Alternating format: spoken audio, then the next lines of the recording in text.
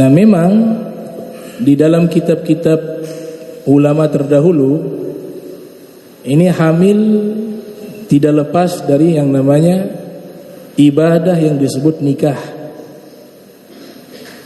Dikatakan di dalam beberapa riwayat, di antaranya oleh Ibnu Zawzi Al-Baghdadi, ya, yang lahir tahun 510 Hijriah, wafat 597 Hijriah.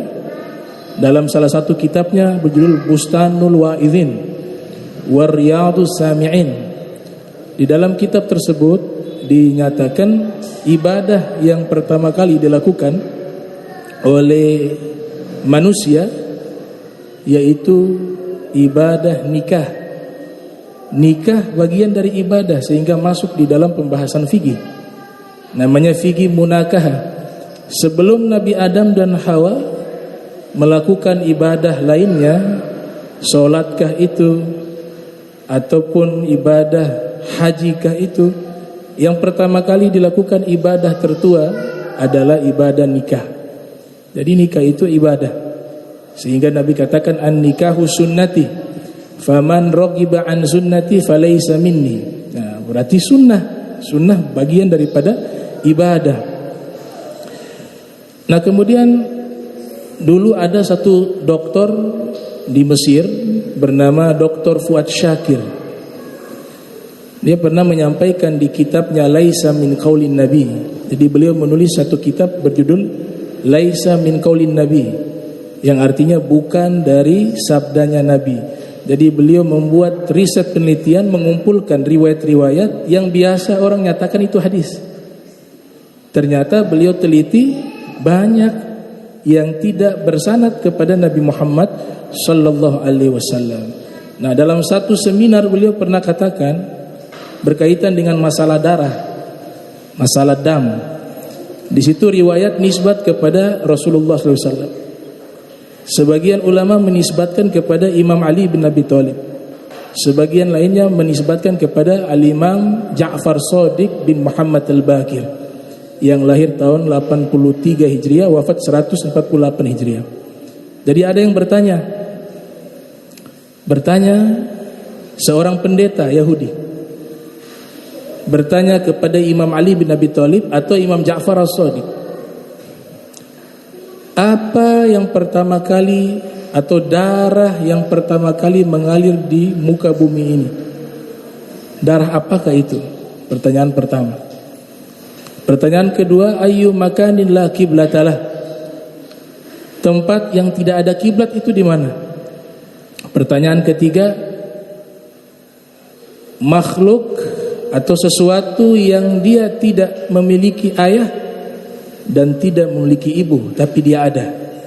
Jadi tiga pertanyaan ini ditanyakan oleh pendeta Yahudi kepada Imam Ali bin Abi Thalib karramallahu wajhahu.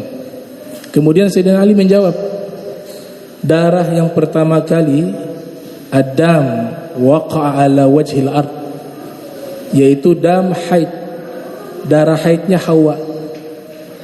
Jadi darah yang pertama kali mengalir di muka bumi darah haidnya Hawa. Kemudian yang kedua, tempat yang tidak ada kiblat adalah di dalam Ka'bah. Kita posisi dalam Ka'bah tidak ada arah kiblat karena posisinya di dalam, sedangkan kiblat itu adalah Ka'bah. Yang ketiga, tidak punya ibu, tidak punya ayah tapi ada, yaitu Allah. Qul huwallahu ahad, Allahus samad, lam yalid wa lam yulad. Akhirnya pendeta ini masuk Islam di hadapan Imam Ali bin Abi Thalib karramallahu wajha. Nah, Siti Hawa ketika menikah dengan Nabi Adam, ada hal yang menarik pada waktu itu, yaitu pernikahannya menggunakan syariat Nabi Muhammad sallallahu alaihi wasallam. Kenapa demikian? Karena di situ ada saksi, ada wali, ada mahar. Itu syariatnya baginda Nabi Muhammad sallallahu alaihi wasallam. Saksinya siapa? Saksinya malaikat, walinya Allah, maharnya salawat kepada Nabi Muhammad sallallahu alaihi wasallam. Disebutkan oleh Ibnu Zawzi Al-Baghdadi, Ketika Nabi Adam menikah dengan Siti Hawa, Allah Ta'ala berfirman kepada Nabi Adam, maharmu mana wahai Adam? Kata Nabi Adam, mahar. Waktu itu belum faham apa itu mahar ya Rob. Mahar adalah mas kawin. Dia katakan saya tidak punya mahar. Kemudian Allah Ta'ala menyatakan, kalau begitu maharmu adalah mengucapkan salawat dan salam sebanyak 10 kali kepada Nabi Muhammad sallallahu alaihi wasallam. Jadilah mahar pernikahan Nabi Adam dengan Hawa, maharnya adalah salawat dan salam kepada Nabi Muhammad sallallahu alaihi wasallam. Itu termuat dalam kitab Bustanul Wa'idhin, riwayat tersebut. Dan Ibnu Zawzi Al-Baghdadi tidak sembarangan memasukkan riwayat, karena beliau juga mengkritisi hadis-hadis palsu sangat banyak. Dalam kitab Al-Mawdu'at, di situ kumpulan hadis-hadis palsu, beliau menulis.